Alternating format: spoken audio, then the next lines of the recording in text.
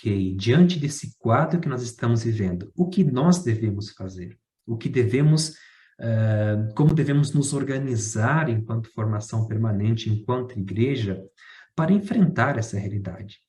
E aqui nós lançamos, então, algumas indicações para a formação permanente. O cuidado psicológico dos presbíteros e dos religiosos consagrados, no que diz respeito à saúde mental, eu cada vez me convenço de o cuidado psicológico na vida religiosa e presbiteral, ela precisa ser inserido dentro de um projeto. Mas que projeto? É um projeto que ele é vocacional. E por isso, são questões que deveriam, eu penso, deveriam começar já desde a formação inicial, sabe? Porque ali, quando nós temos, assim, as principais características de uma personalidade, quando a gente tenta e procura conhecer quais são os elementos que fundamentam a vocação, nós podemos acompanhar numa perspectiva futura. Porque muito mais do que descrever esses elementos da personalidade, muito mais do que descrever ou ter em mente ou recontar uma história vocacional, é a gente entender que isso pode ser ao longo do tempo, conforme forem surgindo os diversos desafios que a vida religiosa e presbiteral vai apresentando, a gente pode rever esse caminho. A gente pode avaliar essas questões.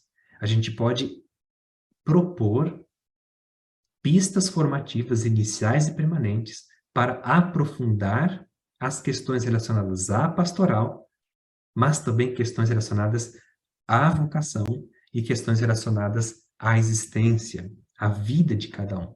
Então, aqui a gente já tem um primeiro elemento assim, bastante importante e fundamental.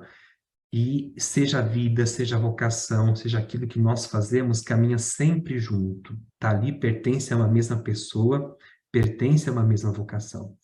E quando a gente percebe que um desses acaba, então, por causar ou por ser afetado ou sofrer por um desses elementos, todos os outros também vão passar por esse processo de sofrimento, né? Então, quem está numa crise vocacional, provavelmente não vai ter também uma certa dificuldade em desenvolver a pastoral pela qual está envolvido. Isso também vai chegar até a existência, porque são coisas que na vida religiosa presbiteral caminham juntos, estão entrelaçados.